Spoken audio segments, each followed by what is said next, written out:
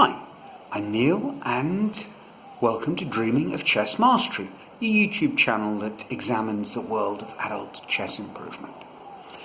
I missed posting last week, caught up with an art exhibition which went very well, so it feels nice to be back in the routine.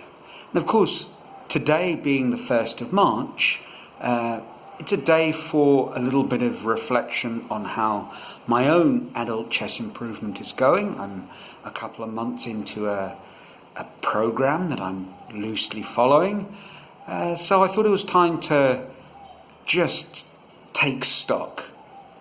And actually, as much as February's been a bitty month and it's had its ups and downs, on balance it's been reasonably successful. I played 8 rapid play games. Well, I say 8. If I'm honest, it's at best 7.5. Well, it is 7.5. I say a half because one of my opponents just abandoned the game after 10 moves in a perfectly equal sort of position. And one of the other 7 games, although I lost it, it turned out that my opponent had been cheating. So no harm done for my rating, not that that really matters. I'm still going to consider it as a game because even if he was using an engine, well, I was playing something. So 8 games of rapid play chess. I went through 8 games on the Play Grandmaster site, which was what I planned to do. I carried on with my regular sessions of the woodpecker method, and that seems to have been bubbling along quite nicely, and I've carried on doing my tactical puzzles on chess.com, and actually reached sort of signing off the month. I was on a new rating high for the puzzle section.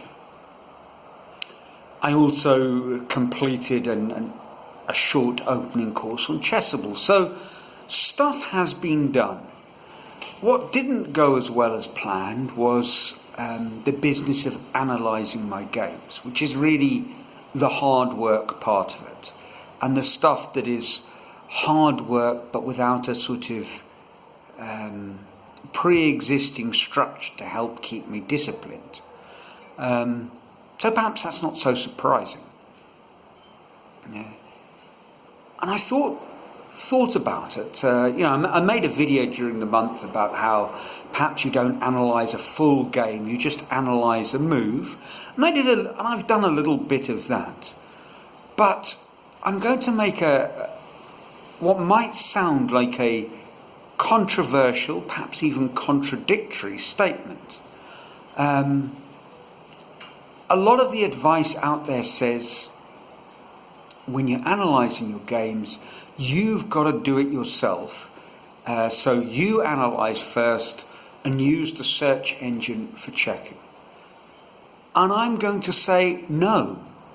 Until you've built up the stamina, the kind of mental muscles to analyse consistently on your own, carry on doing that as best you can, but don't let the games pile up.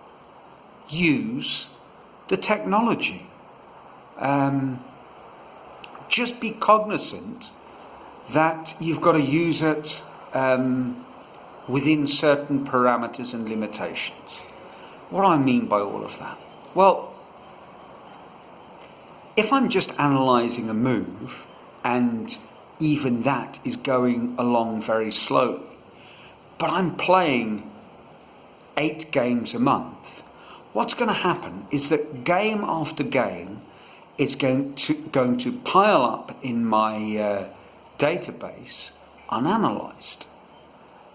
So rather than letting that happen, what I've decided to do is do a sort of rough meta-analysis of the games using the engine. So the very roughest analysis is to simply look at what the engine gives as a mistake, and the engine gives three kinds of mistakes, or perhaps four really. Slight inaccuracies, question mark, exclamation mark in the traditional chess notation format, nomenclature, then question mark moves, mistakes, double question mark moves, blunders, and it also highlights where you missed an outright win. So the first thing I did with my 8 games was I simply looked at it from a point of view of, without being judgmental, what were engine mistakes. And for the 8 games, 7.5, I made 59 mistakes. Looking at it on that level, just very rough level, I make a mistake approximately 1 move in 5.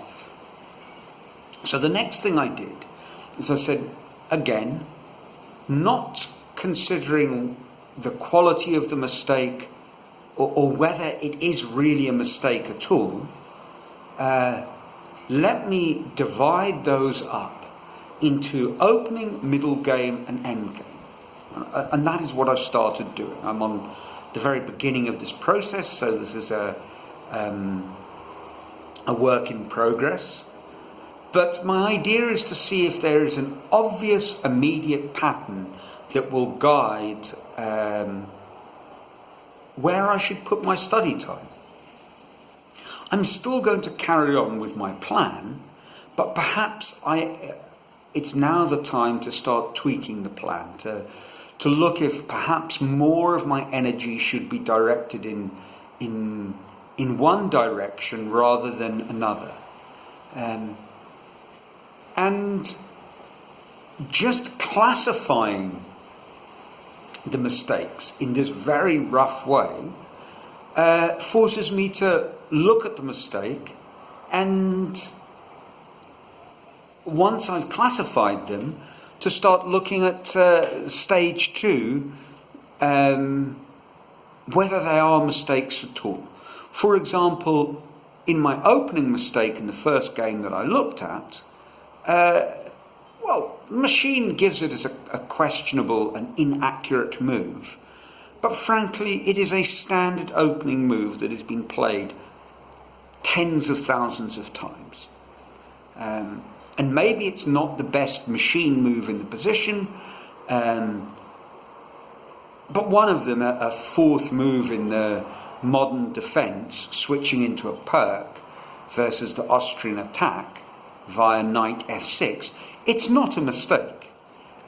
It might not be the best move in the position, the machine option, but it is definitely not, in any sense of the word, an error. It's just an opening move that tens of thousands of humans have played before me.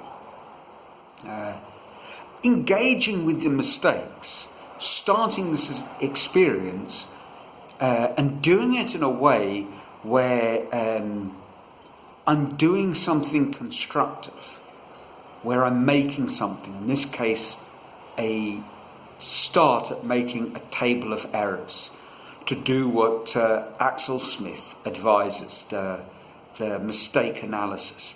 This is a very, very, very good thing to do. And I'm aware that, I need to not just blindly accept what a machine says is a serious error. I need to understand why it's saying that and come to draw my own conclusions. And eventually that will lead into analysing the games on my own before I start looking at what the machine had to say. And that will happen eventually. But what needs to happen first is to develop a practice, to develop habits. And I think this may be a very good way of going about doing that.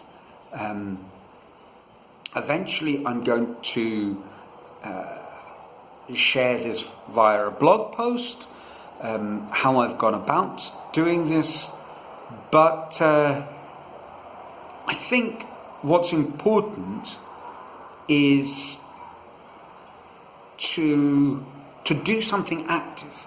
I mean, above all else, it seems that the most obvious mistake that all adult improvers are making, certainly that I have made, is that my study is not active enough.